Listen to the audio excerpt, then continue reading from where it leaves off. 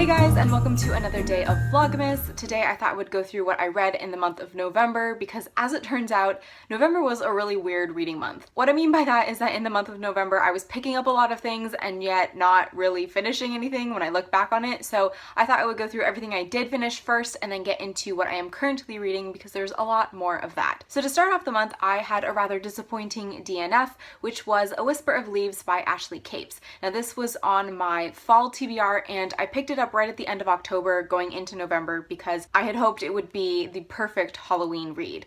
This is a ghost story set in Japan about a woman who is hiking in one of the old suicide forests where people used to go to commit suicide and finds a journal, takes it home with her, and then strange things start to happen to her after that point. Unfortunately, this just really wasn't what I was looking for at that time.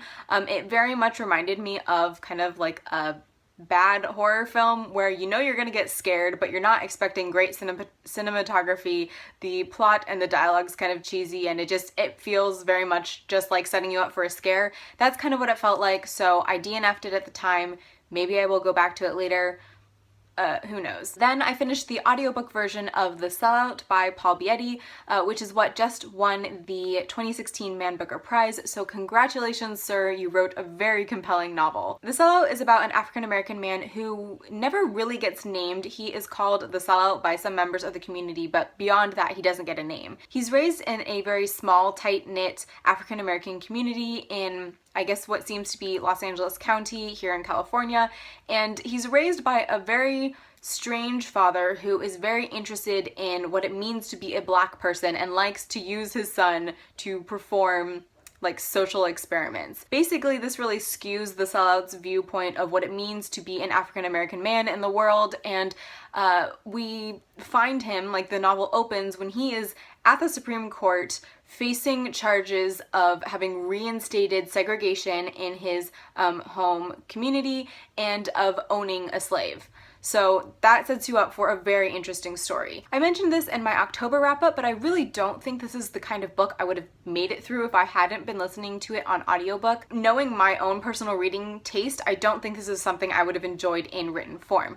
That being said, it works phenomenally well in audiobook form. The narrator is brilliant. I found it a really compelling listen, and I actually found myself laughing out loud at several instances, which was awkward to say the least because I was listening mainly at work, so there you go. If you follow the Man Booker Prize at all, you definitely should read this, and if you're interested in really different social commentary that kind of flips everything on its head and yet illuminates so much at the same time, definitely check this one out. I believe I gave it 4 stars. Then I read 100 Shadows by Hwang Jung-eun and translated by Jung Yi-won for April Magazine, and my review is up now, so I will go ahead and link that in the description below. This is the story of 2 young people whose names I will not try and pronounce, who are both dropouts. They don't go to school anymore and they work in this kind of dilapidated electronics market in Seoul, South Korea, and it's really a look at the grittier,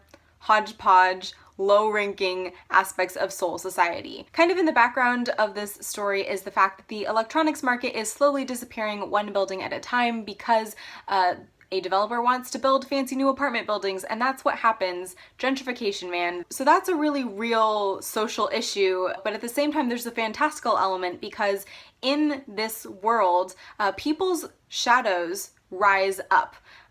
They kind of separate from the body, they rise up and they become these phantom-like figures that end up leading their people, and when you see your shadow rise, generally that harkens the beginning of your end. So it's part fantasy, part gritty reality, and at the heart of it all is this blossoming relationship between a young man and a young woman who are navigating all of the awkwardness of first falling in love. So while I don't feel like I accessed everything that this little novel has to offer, I definitely think that this is a beautiful work when it comes to the language. The imagery is really striking. The use of language in general is just really beautiful, and I think the translator did a fantastic job. I ended up giving this one 4 stars, and again, this is something I'm gonna have to go back and reread because I feel like there's a lot more in here that I just didn't get to this first time round. And then the last book that I managed to read during the month was The Devil Within: Possession and Exorcism in the Christian West by Brian P. Levick. Now this was one of my nonfiction November reads,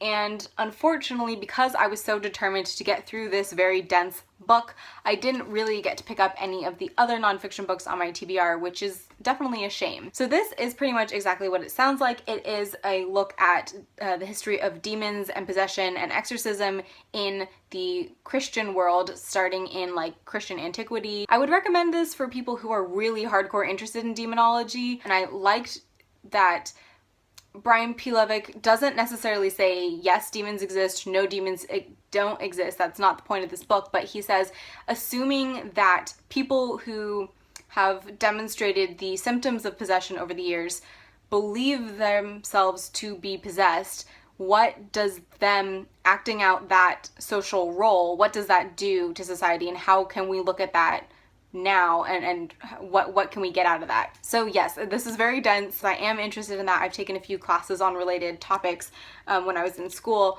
but yeah, I ended up giving this one 3 stars because it did take me all frickin' month long. So that is all I managed to complete in the month of November, but I did pick up quite a few things, starting with one of my other demonology books, American Exorcism: Expelling Demons in the Land of Plenty by Michael W. Cuneo. I really wish I had picked this one up first because the language is so much easier to get through, and it's a totally different topic, so this should be interesting, and I do plan on completing this before I have to return it to the library. Basically, Cuneo is looking at kind of what he deems the demon industry and the exorcism industry in the United States, and how that is a very American concept, this idea that if you do bad things, oh, it's not you, it's the demon possessing you, and you can just get a totally clean slate by having somebody exorcise you. That's like a totally interesting premise, so I'm very much looking forward to continuing this. I literally am just a chapter in, so definitely will be talking about this in my December wrap-up. Then I was reading a fantasy book all month, which I probably would have finished if I hadn't been trying to finish my nonfiction read, and that is Howl's Moving Castle by Diana Wynne Jones.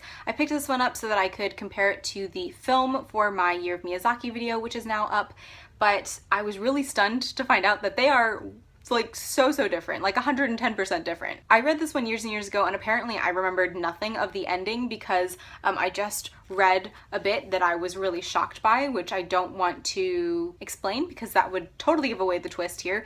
But yeah, totally different than I remember, and I feel like I'm reading it again for the first time and I'm really enjoying it. Then I was kind of binge watching Katie from Books and Things, who, if you watch her channel, you know is super into Victorian literature, and she kind of inspired me to pick up some for myself. First of all, I picked up Our Mutual Friend by Charles Dickens, which is the book that she is doing the year-long Victorian style read-along for, and I had started previously but had put down because I just wasn't making any progress. But when I was watching Katie's videos last month, she said something like, classics don't have to be analyzed, they can be enjoyed, and that just reminded me that that's how I used to read classics. I used to just pick them up for fun, and decided to do that with this, and found that it was so much easier to read when I wasn't trying to think, okay, well, what does that mean? So far, I'm just through the first section. I have quite a few chunks to read to catch up to Katie and the rest of the read-alongers, but I will get there so far, and I'm glad she inspired me to pick this back up. Then I was looking for another audiobook to listen to after finishing The Sellout, and decided to pick up Wives and Daughters by Elizabeth Gaskell,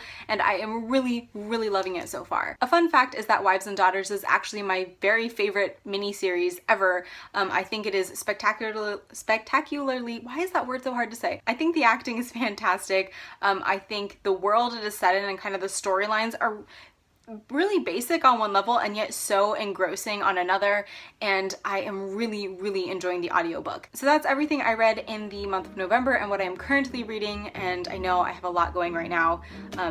It wasn't intentional. I keep picking things up and then picking other things and getting distracted, and I just need to put some blinders on and sit down and read. So if you guys have read any of these books and would like to share your thoughts with me, I'm always interested to hear what you have to say. But for now, that is all I have. So thank you guys so much for watching. Stay tuned for another episode of another Vlogmas video tomorrow, and I will see you then.